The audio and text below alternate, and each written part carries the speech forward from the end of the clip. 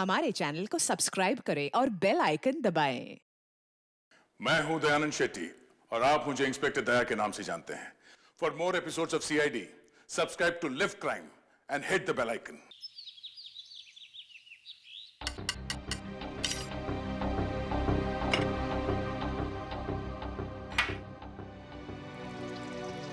माँ जी, वो लोग इंतजार कर रहे हैं। आपके बेटे का गुस्सा तो बढ़ रहा होगा। तेजल, अरे और कितना टाइम लगाओगी तुम? कोई काम ठीक से नहीं होता है तुमसे। देखिए ना माँ जी, मेरे तो हाथ पांव फूल रहे हैं। तुम घबराओ मत, मैं हूं ना। तेजल, जैन, तुम 2 मिनट नहीं रुक सकते? पकड़ा है ना खाना? इसे लेकर जाओ तुम। ठीक है, मैं सब्जी लेकर आती हूँ। लाओ, जाओ।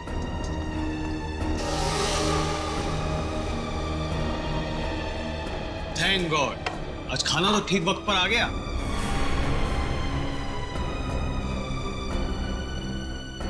तेजल, तुम ना किसी काम की नहीं। पापा और मैं कब से भूखे बैठे, खाना तक ठीक से नहीं बनता। जैन, क्या हमेशा उसे डांटते रहते हो? सीख जाएगी धीरे धीरे। माँ, आप ही ने ना इसको अपने सर पर चढ़ा कर रखा है। मेरी लाडली बहू, मेरी लाडली बहू।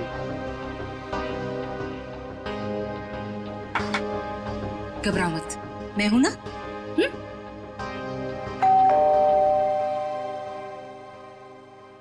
अरे यार, अब ये खाने के वक्त पर कौन आ गया?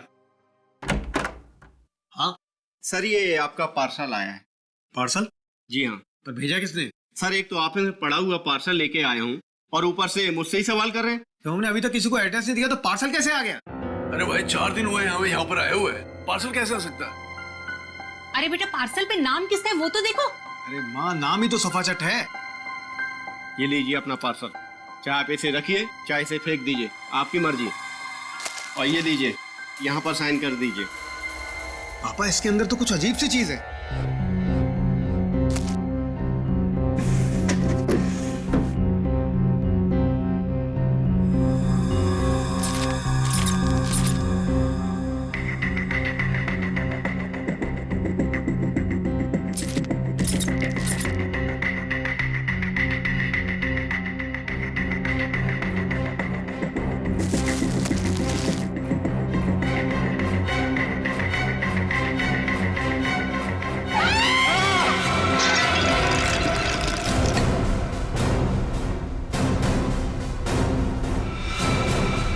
ये किसने भेजा है हमारे घर ऐसा?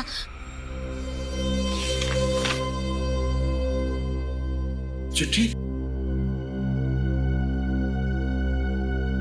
आपको ये चिट्ठी इसलिए लिख रही हूँ कि आपको बता सकूं कि आप कितने बड़े जल्लाद हैं। आपको जला देना चाहिए, गोली मार देनी चाहिए और नरक में सड़ाना चाहिए।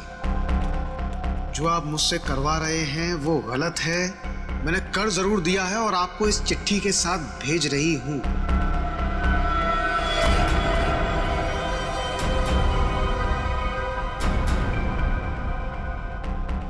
लेकिन अब बस, अब मैं आपके लिए ये घोर पाप नहीं करूंगी। मैं कुछ नहीं करूंगी।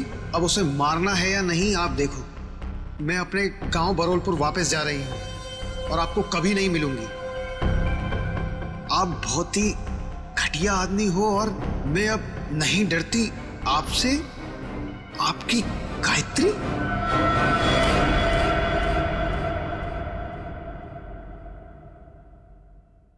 कौन है ये गायत्री? हाँ? देखो सेजल, मेरे ऊपर ये कोई गलत इल्जाम है। मैं नहीं जानता ये गायत्री कौन है। मेरे होते हुए कौन तुम्हारी गायत्री? और ये तोहफा दिया है तुम्हारी गायत्री ने तुम्हें? हाँ?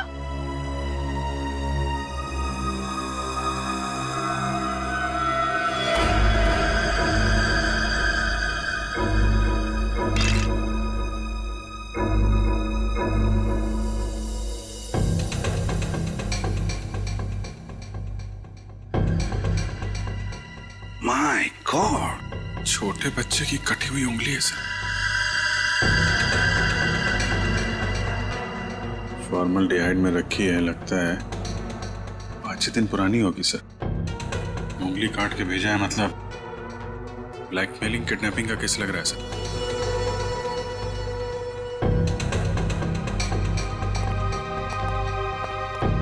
क्या आपके घर में, आपके परिवार में कोई छोटा बच्चा है? नहीं सर, हमारे यहाँ तो कोई बच्चा नहीं है और ना ही ये पार्सल हमारा हो सकता है। लेकिन आया तो तुम्हारे घर पर ही ना। अगर इसी एड्रेस पर आया तो और किसी का कैसे हो सकता है? हाँ? चिट्ठी कहाँ है वो? सब जिसके लिए लिखी गई थी उसके पास ही होगी। अरे यार, क्यों मुझे मरवाने पर तुले हुई हो? सर, चिट्ठी।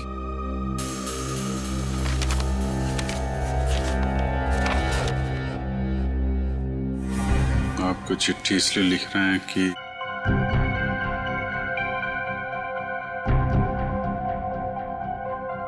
बहुत ही घटिया आदमी हो और मैं नहीं डरती आपसे। आपकी गायत्री। सर, हमें नहीं पता ये चिट्ठी में ये लड़की क्या बात कर रही है और हम गायत्री को नहीं जानते।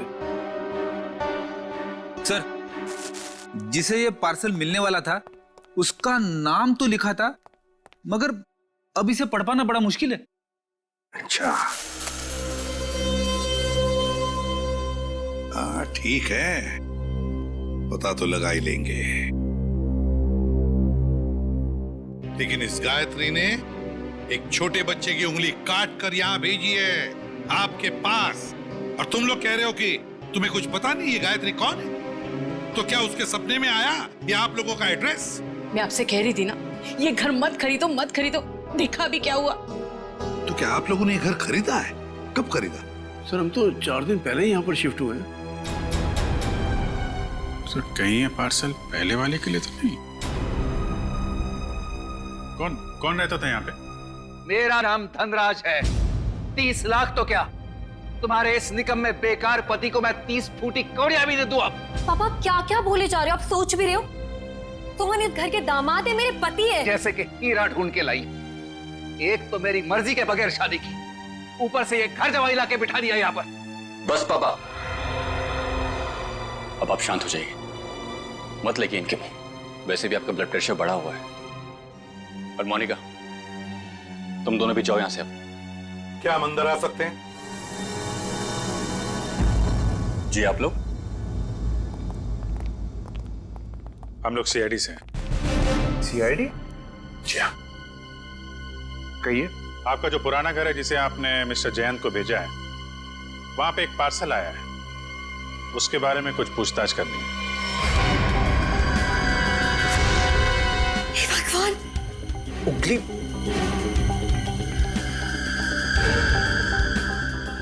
ये तो किसी बच्चे की उंगली है। जी हाँ, और इसके साथ साथ एक चिट्ठी भी है। किसी गायत्री ने लिखी है चिट्ठी।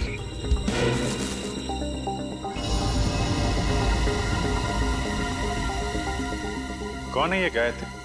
सर, हमारे तो पूरे खानदान में कोई दूर दूर तक गायत्री नहीं है। सर, हमारे परिवार में कोई बच्चा नहीं है जिसकी ये उंगली है।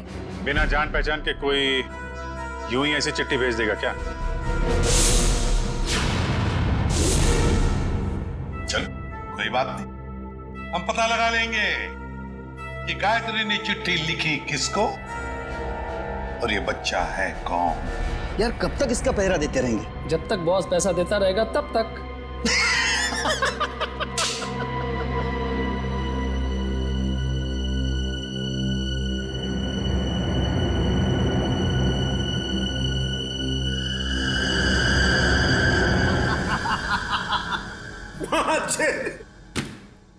कटी हुई उंगली देखकर सदमा लगा इसे।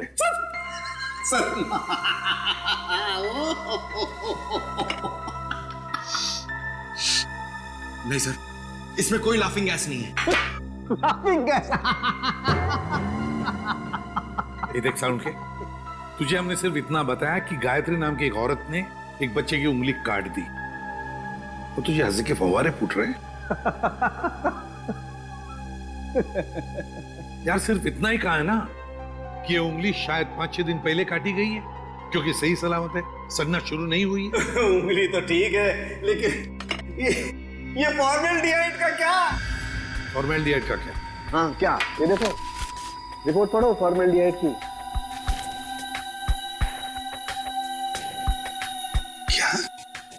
फॉर्मेल्डिहाइड सॉल्यूशन 6 साल पुराना है। 6 साल? पंकज क्या हुआ? लगता है फॉर्मल्डिहाइड पी गया इसे।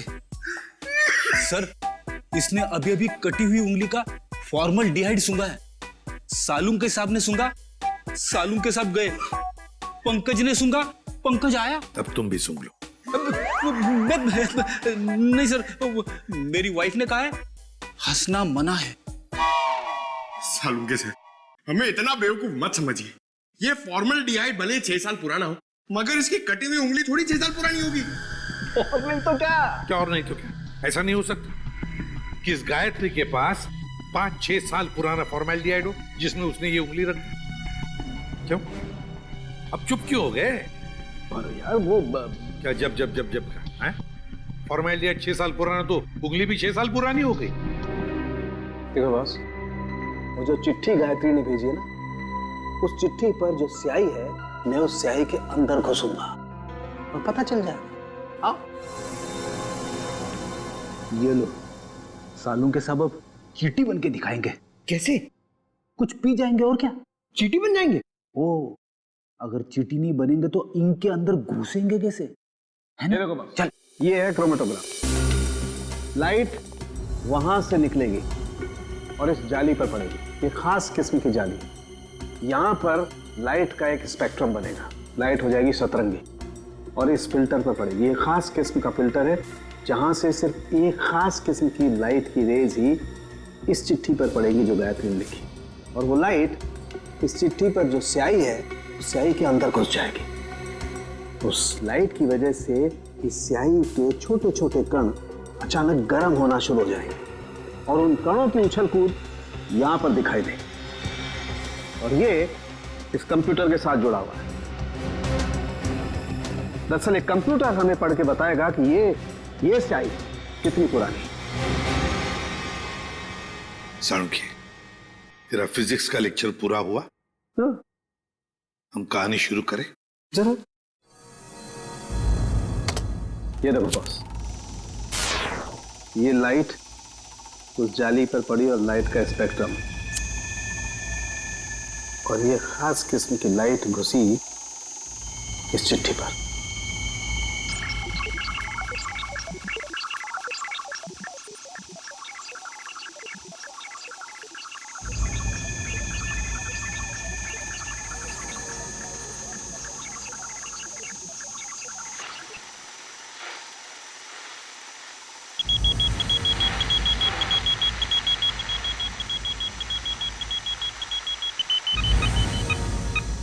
साल बस गायत्री ने चिट्ठी 6 साल पहले भेजी।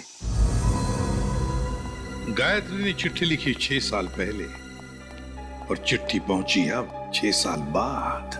सर, 6 साल पहले कटी हुई उंगली आज भी नहीं। सर, न जाने इन 6 सालों में इस बच्चे के साथ क्या क्या हुआ होगा। हाँ, 12-13 साल का तो हुआ होगा बच्चा। सर, इस गायत्री को हम ढूंढ निकालेंगे। गायत्री को भी और उस बच्चे को भी। बरूरपुर जाने का इंतजाम करो। हम घर तो दिखा दे रहे हैं आप लोगों को गायत्री का, लेकिन 9 साल हो गए जब वो इस बरूरपुर से गायब हुई है। गायत्री के माँ बाप किसी से उसके बारे में कोई बातचीत नहीं करते हैं। इतना तो बता सकते हैं कि अभी वो कहाँ है, किसके साथ है? मुश्किल है साहब, पति पत्नी दोनों पूरे गांव से कटे रहते हैं, किसी से कोई बातचीत नहीं। लेकिन ऐसा क्यों? पता नहीं, हम तो उनके दरवाजे पर जाएंगे नहीं, और हमको नहीं लगता है कि आप लोगों के लिए वो दरवाजा भी खोलेंगे। टेलीग्राम किसने भेजा? टेलीग्राम गायत्री ने भेजा। टेलीग्राम गायत्री ने? सरिता रुक, सुन।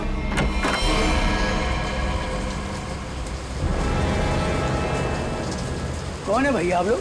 हम लोग सीआईडी से। सीआईडी से?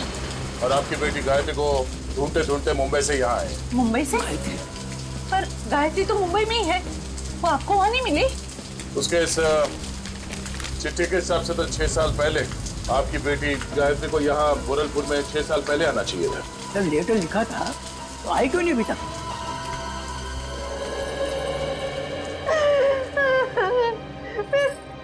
कहाँ गए मेरे बच्चे?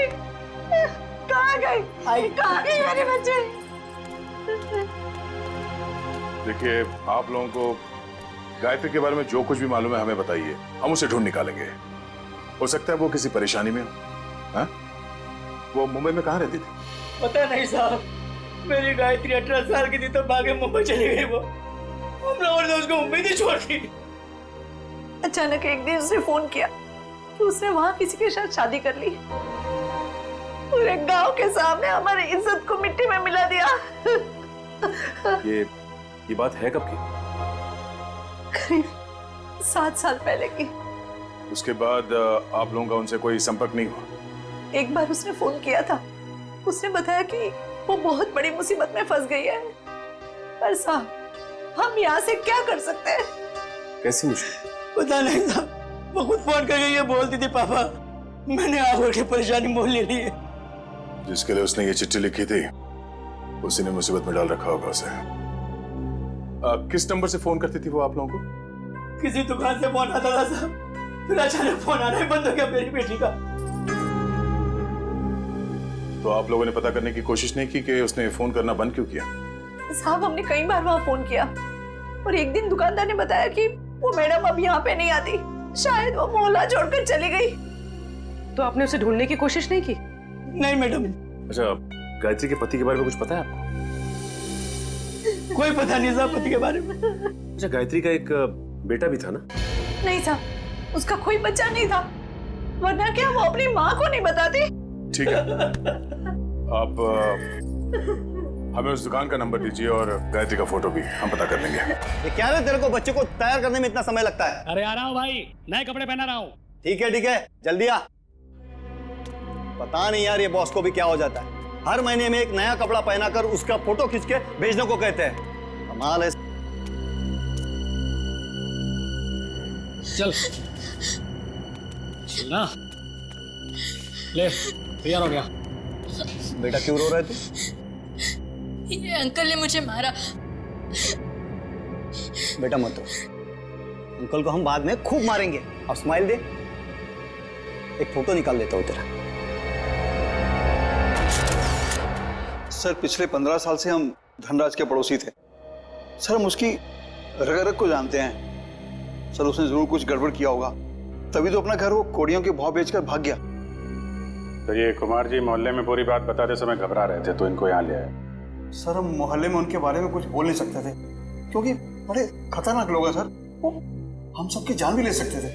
हाँ सर, उसका बदमाश दामाद सोहन और वो खुद बुढ़ा धनराज, अगर वो डस भी ले ना सर तो कोई पानी ना मांगे।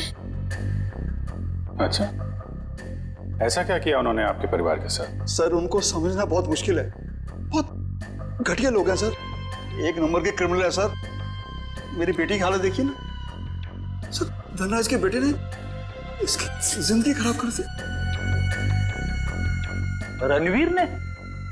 नहीं सर, हम रणवीर की बात नहीं कर रहे हैं, उसका छोटा बेटा अमन की बात कर रहे हैं सर। एक मिनट। उनके घर में हमने एक ही बेटा देखा, रणवीर, लेकिन धनराज का दूसरा बेटा अमन है, ये तो हमें किसी ने नहीं बताया। सर, उन्होंने भी आपको सच नहीं बताया, भगोड़ा है अमन। सर, उससे मेरी शादी होने वाली थी और सगाई के दिन ही वो मुझे छोड़कर भाग गया, पता नहीं कहाँ चला गया था। ये धनराज और उसका परिवार तो काफी शातिर निकला सर। गायत्री का फोटो दिखाओ इन्हें। सर, इसे कभी देखा उनके परिवार में? ये गायत्री? नहीं, कभी नहीं देखा। अच्छा, कोई बच्चा भी था उनके परिवार में? नहीं सर, कभी कोई बच्चा नहीं देखा। अभिजीत, ये अमन वाली बात मुझे गड़बड़ लगती है। क्या उस अमन के बारे में और कुछ बता सकती हो तुम? हाँ सर, अमन और उसके पापा की बिल्कुल नहीं बनती थी, इसलिए वो एक गोरेगांव के रेस्टोरेंट में काम करता था, फिर पता नहीं अचानक कहाँ गायब हो गया। अभिजीत, तो गोरेगांव में जाकर पता लगाओ किस होटल में ये अमन काम करता था। ये तो बहन जी हैं। बहन जी? हाँ साहब, सीधी सादी सी थी, हमेशा दुखी दुखी रहती थी, तो मैं इन्हें बहन जी कहता था। करीब 5-6 साल हुए हैं, अब मेरी दुकान पे नहीं आती हैं। आप बता सकते हैं कि वो इतना दुखी क्यों रहते थे? मैडम मुझे नहीं मालूम, ये तो उनके पति ही बता सकते हैं। आप उनके पति को जानते थे? नहीं साहब, उनके पति को तो कभी देखा नहीं, लेकिन अक्सर हर दूसरे दिन बहन जी मेरी दुकान पर अकेली ही आती थी। यहाँ से अपने गांव फोन करती थी, अपनी जरूरत का सामान लेती थी और चली जाती थी। उसके साथ कोई बच्चा भी आता था 5-6 साल का? नहीं साहब, मैंने कभी कोई बच्चा नहीं देखा इनके साथ। अच्छा, ये बहन जी रहती कहाँ पर थी? साहब, अगर मुझे इनके घर का पता मालूम होता तो मैं अपने उधार के 2500 रुपए वसूल नहीं कर लेता इनसे। सर, अगर ये गायत्री हर दूसरे दिन यहाँ फोन करने आती थी तो इसका मतलब तो यही है ना कि कहीं आसपास ही रहती होगी। इतनी वाहियात फिल्म थी ना कि मैं तो पूरी पिक्चर में ही सोता रहा। क्या बात कर? तो और क्या, इतनी बकवास? अरे एकदम बकवास। अरे समझ सुनो, आप करना जरा ये फोटो देखिए, आप लोग इस औरत को पहचानते हैं? भाई साहब, आप किसी और से जाके पूछ लीजिए ना, आप देख नहीं रहे हम लोग बातचीत कर रहे हैं। अरे भाई साहब, 1 मिनट फोटो देख लोगे तो क्या जाएगा आपका? क्यों भाई, जबरदस्ती है बताना। अब जबरदस्ती समझो या फिर मजबूरी, जरा ये फोटो देख के पहचानिए। हम लोग सीआईडी से। जी हाँ, सीआईडी से। अब देखिए और बताइए। ये औरत, ये तो वही है ना सर, इसकी वजह से मेरे को बहुत मार पड़ी है सर। मैं इसके बारे में आपको कुछ भी नहीं बता सकता। मैं तो जा रहा हूँ भाई, मैं जा रहा हूँ। अरे सुनो भाई साहब। अरे नहीं भाई, अरे रुको। अरे नहीं। गायत्री को आप लोग ढूंढ रहे हैं। मगर इसमें हंसने वाली कौन सी बात है? अरे मैडम, गायत्री के बारे में हर आदमी कुछ न कुछ नई बात बताएगा आपको। मतलब? अरे साहब, उसको समझना बहुत मुश्किल था। गुंडे उसकी देखभाल करते थे, और तो और साहब, उसको कोई आंख उठाकर नहीं देख सकता था, न ही उससे बात कर सकता था। वो रहती कहाँ थी? अभी तो कोई उसके घर में नहीं रहता, पिछले 6 साल से खाली पड़ा है। पता नहीं वो लोग कहाँ चले गए। कोई नहीं, हम देख लेंगे। ये बताओ कि उसका घर कहाँ है? वो रहा गायत्री का घर।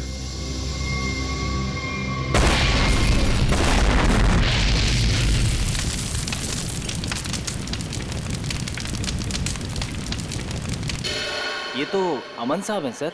ये बहुत पहले यहाँ पर मैनेजर होते थे सर, बहुत खड़ूस थे ये, 1 सेकंड चैन से नहीं बैठने देते। अच्छा, ठीक है ठीक है। उनके बारे में हमें कुछ और बता सकते हो? हाँ साहब, सुना है कि इनके पिताजी के साथ इनकी बिल्कुल नहीं बनती थी, इसीलिए वो इतने बड़े बाप की औलाद होने के बाद भी यहाँ काम करते, और फिर किसी रईस लड़की से उन्होंने शादी कर ली, और फिर शायद वो बेंगलोर चले गए। और क्या सर, करीब 6 साल पहले एक कार एक्सीडेंट में वो, उनकी पत्नी और उनका बेटा मारे गए। तीनों मार गए? सर सुना तो ऐसा ही था। उनकी पत्नी का नाम गायत्री था क्या? नहीं सर, गायत्री तो नहीं था, नाम तो कुछ और था सर। पहले याद था पर अब याद नहीं आ रहा। मैं तुमने बताया उनका बेटा भी था? हाँ सर, करीब 5-6 साल का था जब वो एक्सीडेंट हुआ था। Thank you very much. वो उंगली 5-6 साल पहले की कटी हुई है, किसी 5-6 साल के बच्चे की है, और अमन के बेटे का एक्सीडेंट भी 5-6 साल पहले हुआ था, और वो चिट्ठी भी 5-6 साल पहले लिखी है। तो ये बच्चा तो पोता निकला धनराज का। कहीं ऐसा तो नहीं कि ये बच्चा भी जिंदा हो? मुझे भी ऐसे ही लग रहा है। जरा बैंगलोर फोन करो और पुलिस स्टेशन से एक्सीडेंट के सारे रिकॉर्ड मंगवा लो। इस गायत्री का कुछ ना कुछ लेना देना है धनराज परिवार से। और ये धनराज सारी बातें हमसे छिपा क्यों रहा है?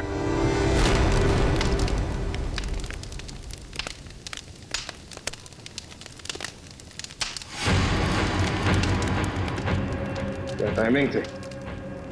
हम लोग यहाँ गायत्री के घर पहुंचने ही वाले थे कि किसी ने यहाँ पे बॉम्ब ब्लास्ट कर दिया। सर, ये ठंडे बस्ते में पड़ा हुआ मामला नहीं लगता है।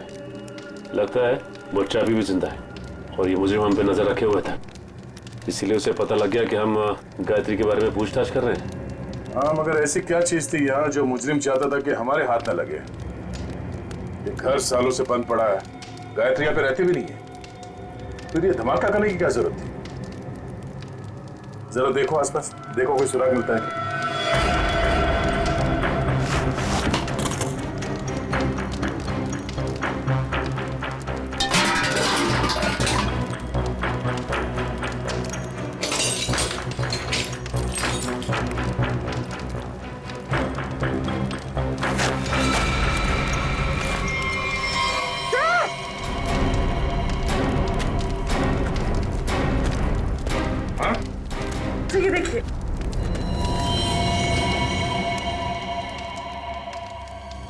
किसी की हड्डियां हैं, सीमेंट और ईंट के टुकड़े पे चिपकी हुई है।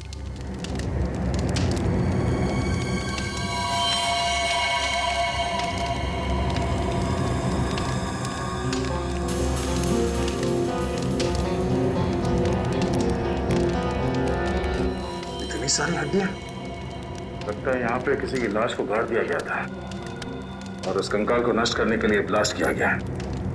तो मतलब मुझे ही नहीं चाहता था कि कंकाल हमारे हाथ लगे। एक काम करो, ये जितनी भी हड्डियां सब उठा लो और लाश की खोपड़ी भी ढूंढो, यहीं कहीं होनी चाहिए आसपास।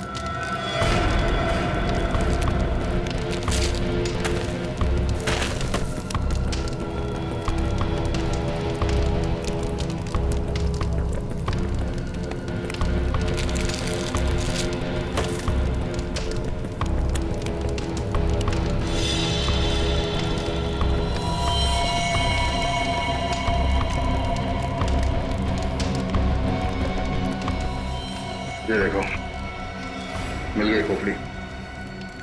मतलब सर किसी की लाश को यहाँ पे गाड़ा गया था? और ये है कौन?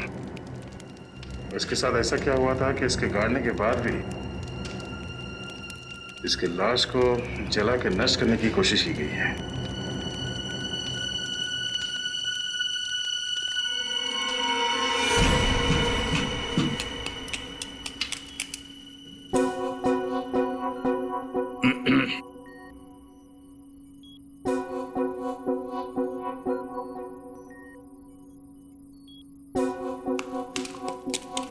सालुंखे, तू एक ही हड्डी निकालते रहे ना, हम यहाँ खड़े खड़े भजन करते हैं। हाँ? बॉस, आप वक्त से पहले आकर के खड़े हो गए मेरे सर पे। ये हड्डियां किसकी है बता? ये हड्डियां एक लड़की की हैं। सर, गायत्री के घर में लड़की की हड्डियां? कहीं कहीं हड्डियां गायत्री की तो नहीं? पता नहीं गायत्री की हैं या नहीं है, ये तो तभी पता चलेगा जब हम इस खोपड़ी पर चेहरा बना लेंगे। हाँ, वैसे एक बात बताऊं, ये हड्डियां किसी 30 साल की उम्र की औरत की हड्डियां हैं, क्योंकि इन हड्डियों की डेंसिटी ज्यादा बदली नहीं है और औरतों में 30 साल के बाद ही बदलाव आता है। तो फिर डॉक्टर सालुंखे, क्या हम इस खोपड़ी पर चेहरा बनाना शुरू करें? क्यों नहीं?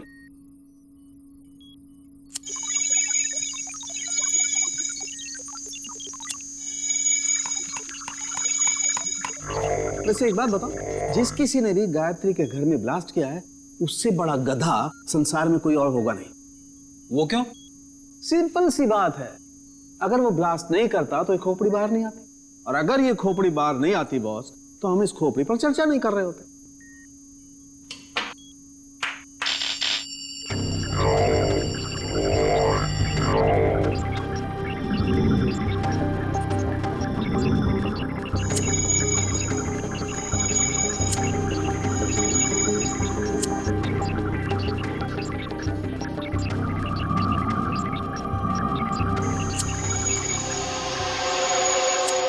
वैसे इसको थोड़ा वक्त लगेगा बॉस, कंप्यूटर को हर काम सोच समझ के करना पड़ता है, कहीं चेहरा गलत ना बन जाए।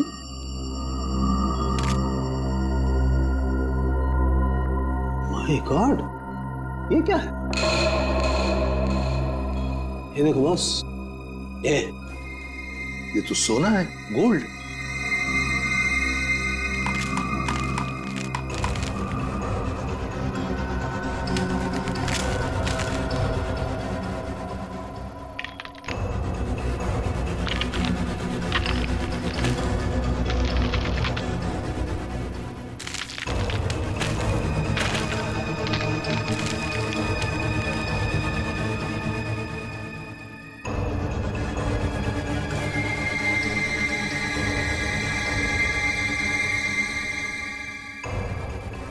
ये देखो बॉस, ए फॉर एप्पल, यार, ए फॉर अमन। हाँ, चेहरा बन गया बॉस। गायत्री, सर, गायत्री के घर में घुस के किसी ने उसे मार दिया और उसे अपने घर में गाड़ दिया, और गायत्री ने उस बच्चे की उंगली काट कर भेज दी। और हुआ क्या उस बच्चे का?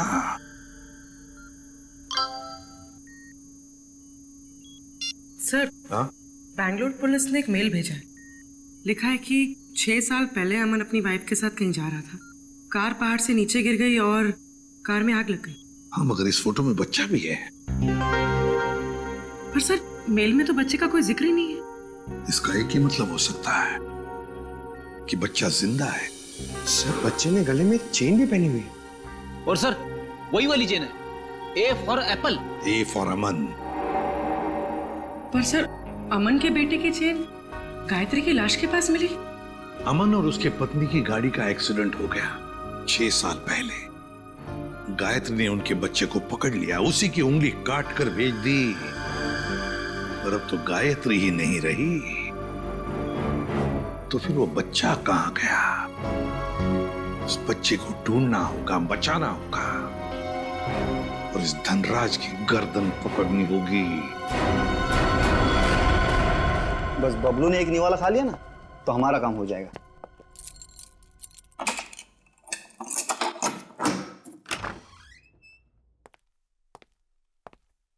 बबलू बेटा, ले बेटा खाना खा ले। ये मेरे लिए? हाँ मुन्ना, तेरे लिए ही है, ले खा ले।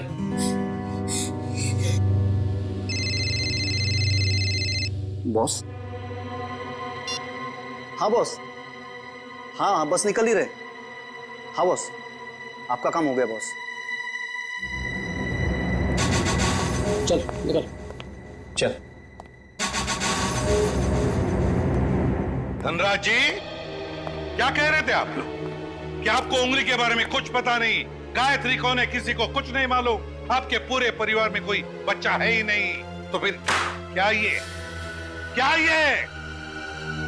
झूठ पे झूठ बोलते रहे आप। आपको मालूम था वो उंगली किस बच्चे की है। आप जानते थे गायत्री ने एड्रेस लिखने में कोई गलती नहीं की। आपने ये बताना जरूरी नहीं समझा कि आपका एक और बेटा था, अमन, जिसका एक 5-6 साल का बच्चा है? क्यों? सर, जब मैंने उंगली देखी थी तो मुझे लगा था कि वो शायद पोते की हो सकती है। सर बचा लीजिए उसे, सर बचा लीजिए, सर प्लीज बचा लीजिए उसे। वो किसी की कैद में है पिछले 6 साल से। उसने कहा है कि जब तक मैं उसे पैसे देते रहूं तब तक वो उसे जिंदा रखेगा। सर, उसने मुझे धमकी दी है कि अगर मैं किसी को बताऊं तो मेरे बबलू को मार देगा। पापा, अमन का बेटा जिंदा है और आपने हमें भी नहीं बताया। मैं नाराज था अमन से। उसने भी मेरे मर्जी के खिलाफ शादी की थी, पर 5 साल के बाद उसका मुझे फोन आया और उसने माफी मांगी, तो मैं किसी को बिना बताए बेंगलोर चला गया। फिर पोते बबलू को गले लगाया, उनको घर वापस आने को कहकर मैं वापस आ गया। मुझे क्या पता था कि वहां से आते आते उनका एक्सीडेंट हो जाएगा। लेकिन बबलू उस एक्सीडेंट में बच गया, है ना? मुझे लगा था कि उन दोनों के साथ बबलू भी नहीं रहा, पर एक दिन किसी आदमी का मुझे फोन आया।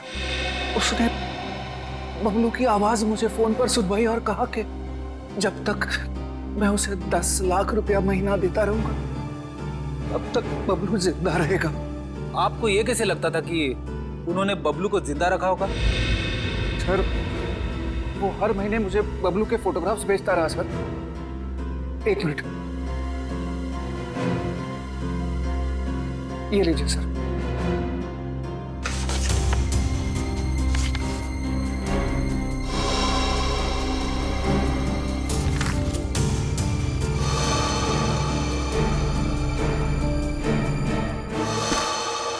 आपने उस किडनैपर का फोन नंबर तो नोट किया होगा ना? नहीं सर, वो हर बार अलग अलग नंबर से फोन करता रहा। अब तक एक भी बार नंबर रिपीट नहीं हुआ सर। धनराज जी, ये किडनैपर तुम्हारे साथ पैसे का खेल खेलता रहेगा, झूठी उम्मीद दिलाता ही रहेगा। लेकिन अब ज्यादा दिन उसका ये खेल हम नहीं चलने देंगे। नहीं चलेगा उसका ये खेल।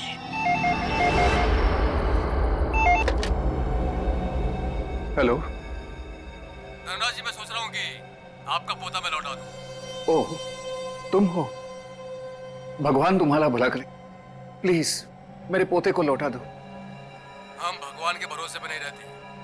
तुम हमारा भला करोगे और हम तुम्हारा। हाँ हाँ, मैं हमेशा की तरह पैसे लेके आऊंगा। बोलो कहाँ आना है? अभी आता हूँ। नहीं, अभी नहीं, कल सुबह ठीक 7 बजे कल्लू गैरेज, और इस बार 10 करोड़ लेकर आना। 10 करोड़? हाँ, 10 करोड़। पर इतने सारे कैश पैसे मैं कहाँ से ले आऊंगा? इसीलिए तो 12 घंटे का समय दे रहा हूँ ना। और सुनो, कोई चालाकी नहीं, वरना अपने पोते से हमेशा के लिए हाथ धो बैठोगे। नहीं नहीं, प्लीज कुछ भी मत करना मेरे पोते को। मैं पहुंच जाऊंगा, 7 बजे के पहले ही पहुंच जाऊंगा। Hello hello hello.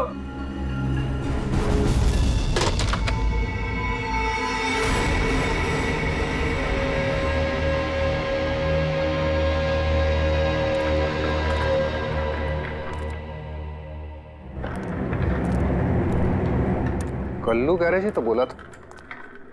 यहाँ तो कोई नहीं है। हेलो हेलो, कोई है? पापा। रणवीर, रणवीर तुम यहाँ क्यों आए? पापा, मैं आपको किडनैपर से अकेले मिलने कैसे आने देता? रणवीर, तुम्हें पता है उसने कहा था कि मैं अकेला ही यहाँ। अगर उसने तुम्हें देख लिया तो वो बबलू को कुछ भी कर सकता है। रणवीर जाओ, भागो, तुम भागो।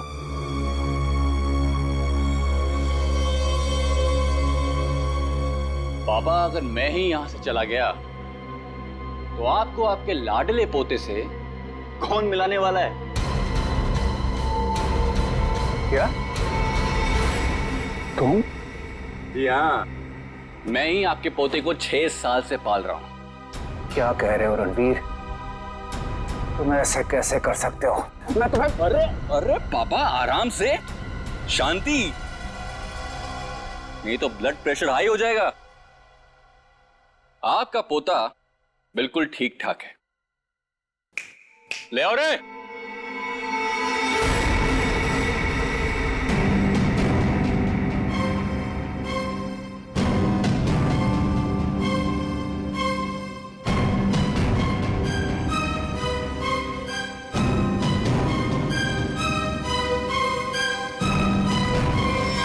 बबलू, दादाजी,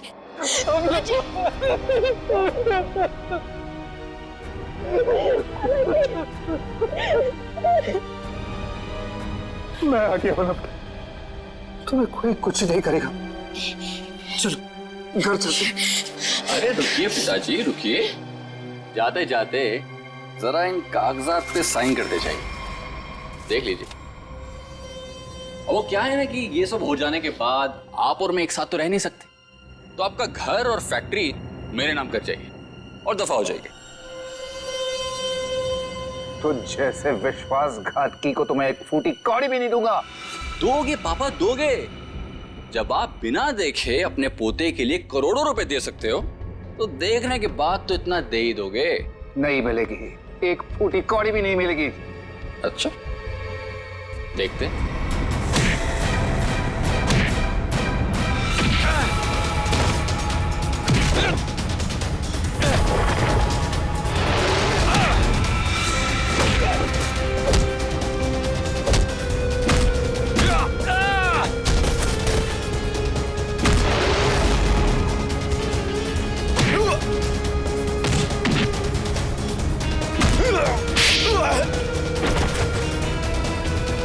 Ah!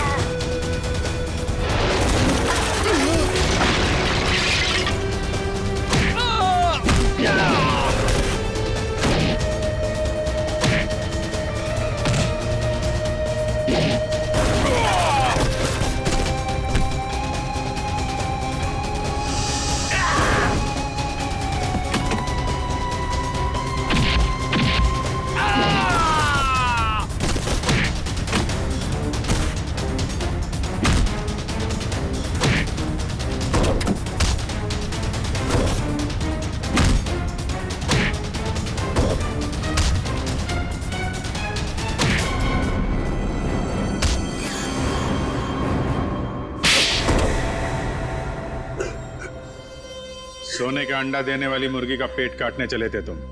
सारे अंडे एक साथ चाहिए थे, हैं? धनराज जी को फोन करके यहाँ बुलाना तुम्हारी सबसे बड़ी गलती थी। गायत्री ने वो चिट्ठी इसी जल्लाद के लिए लिखी थी।